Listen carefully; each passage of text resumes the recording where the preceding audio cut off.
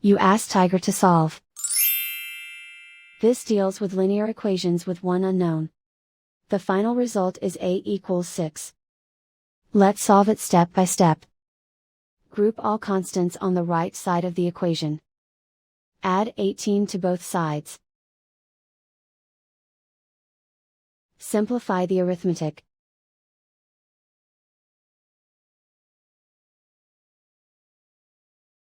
Isolate the a. Divide both sides by 3. Simplify the fraction.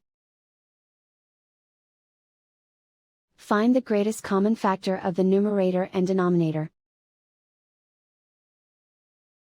Factor out and cancel the greatest common factor.